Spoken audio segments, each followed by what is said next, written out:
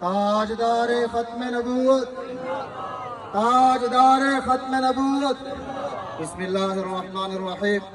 نحمده ونصلی ونسلم علی رسولہ الکریم صلی اللہ علی النبی الأمی وآلہ وصحبہ وسلم.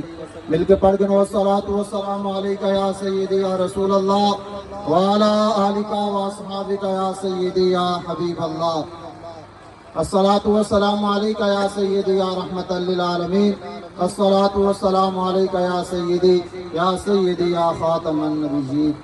جب عشق سکھاتا ہے آداب خود آگاہی، حضرت اقبال فرمائیں فقیران دی شان، جب عشق سکھاتا ہے آداب خود آگاہی، کھلتے ہیں غلاموں پہ اسرار شہنشاہی.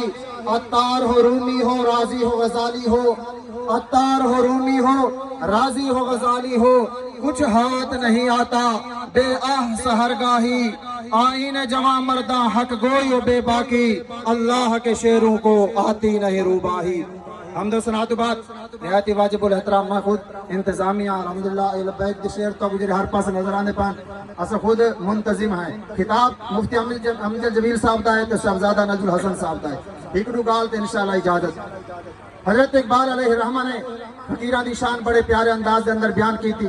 بلکہ قرآن جو ہے لا خوف علیہم ولا هم یحزنون، لا خوف کہ جڑا اللہ دا ولی ہوندے، جڑا رب اور رسول دا عاشق ہوندے، لا خوف اس کو کوئی خوف نہیں ہوندا. کس چیز دا خوف نہیں ہوندا؟ دنیا دوتے کہیں قسم دا اس کو کہیں چیز دا خوف نہیں ہوندا. بڑے بے خوف ہو کے بے جگری دے نال حضور دے دین دی خدمت کریں دے، رسول اللہ صلی اللہ علیہ وسلم دی محبت دے جام گھر گھر تک پہنچیں دے. اگر تسے تاریخ دا مطالعہ کرو، اگر حضرت امام اعظم ابو حنیفہ کو دیکھا بنے، لا خوف دا تاج آپ دے سر انور دوتے سجا ہے، آپ دا جنازہ جیل دے وچوں نکلے، لیکن رسول اللہ صلی اللہ علیہ وسلم دے دین دے معاملے دے اندر، دینی غیرت و حمیت دے معاملے دے اندر، ناموس رسالت اور عقیدہ ختم نبوت دے تحفظ دے معاملے دے اندر اللہ دے ولی بغداد دی جیل دے اندر بیٹھا رہا، لیکن آپ نے کوئی کمپرومائز نہیں کیتا.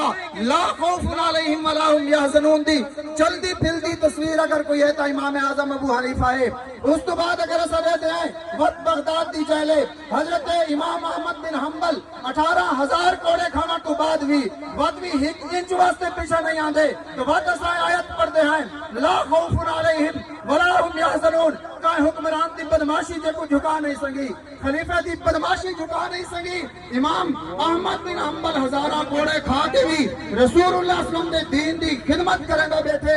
اے ہے جناب لا خوف علیہم ولا هم یحزنون. حضور سیدنا غوث اعظم جنہاں دی اولاد دے سادات کرام ساکو نظر آندے پان، حضور غوث اعظم جے اگر جہادی زندگی دا مطالعہ کیتا بنے تو بیت المقدس دی فتح دے اندر مکمل اگر کہیں دی جناب راز ہے، خدمات ہیں، اور جس نے امت کو جگائے تو حضور سیدنا غوث اعظم رضی اللہ تعالیٰ عنہ. لا خوف علیہم دا تاج اگر کہیں دے سیر دیتے سجدے تو حضور سیدنا غوث اعظم رضی اللہ تعالیٰ عنہ.